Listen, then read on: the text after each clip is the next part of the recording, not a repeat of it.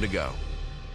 Protecting yourself from the coronavirus starts with distancing yourself from other people. On the next Sinclair Cares, discover how still open businesses are doing their best to stop the spread of COVID-19 during this pandemic. Monday at 6 a.m. on Good Morning Washington. Now, ABC 7 News at 11. On your side. We begin with a breaking news alert. We are following several new developments tonight about the coronavirus pandemic in our community, including the new arrangement between police in the district and the National Guard.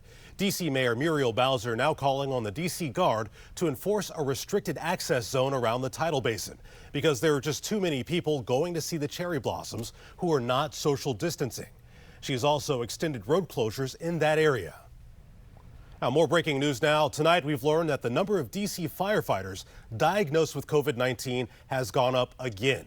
Within the last hour, we've learned of another case. That is now a total of 7 members of the department with coronavirus. Right now, at least 118 members of the department are in self-quarantine, while more than 2,000 remain on the job.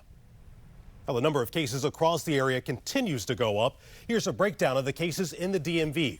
Tonight, D.C. announced 18 new positive cases, which brings the total to 580. Sadly, the death toll from COVID-19 has also gone up locally. 11 deaths have been reported.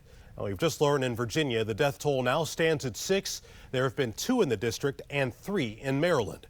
The latest victims include a Crystal City-based contractor for the Department of Defense, a 65-year-old woman with underlying health conditions who died in the district, and the 3 women in their 80s.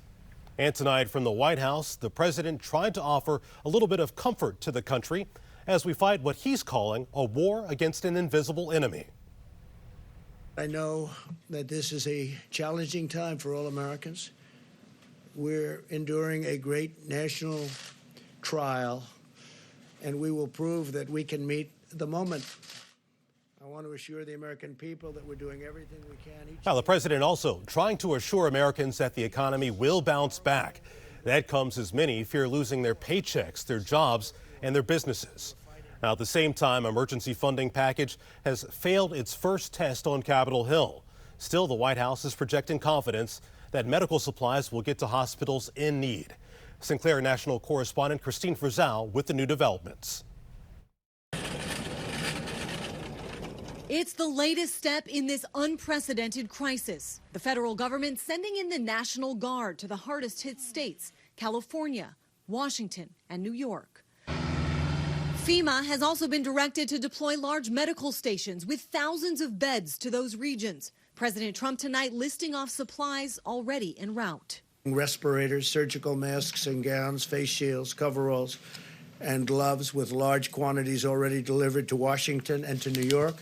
The president also reacting to news a friend and colleague, Republican Senator Rand Paul, tested positive for COVID-19, with at least 4 other Republican senators deciding to self-quarantine upon hearing the news. They're getting quite close to home, and it's a terrible thing that's going on. The hidden enemy, I call it the hidden enemy. Down the road on Capitol Hill, an emergency relief package with a price tag inching close to $2 trillion failed in a procedural vote. The motion is not agreed to.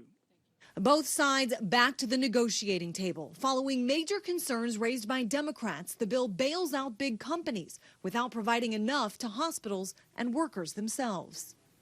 The proposal that Leader McConnell from the Republican side has put forth is absolutely, totally worried about Wall Street at this time. And I want to make sure that people that have lost their jobs in the business have closed down, no fault of their own, have the backing of this great country of ours and the government right here. Republicans accusing Democrats of adding in too many proposals at the 11th hour.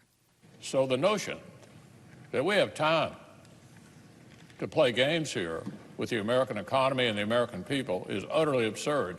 The rush, of course, is getting help to people that need it the most. But there was also an underlying hope that bipartisan success on this initial vote would mean a good start to the week for the markets as well. On Capitol Hill, I'm Christine Frizzell. And tonight, first responders and doctors are sharing details on how their lives and their workflow has changed because of the last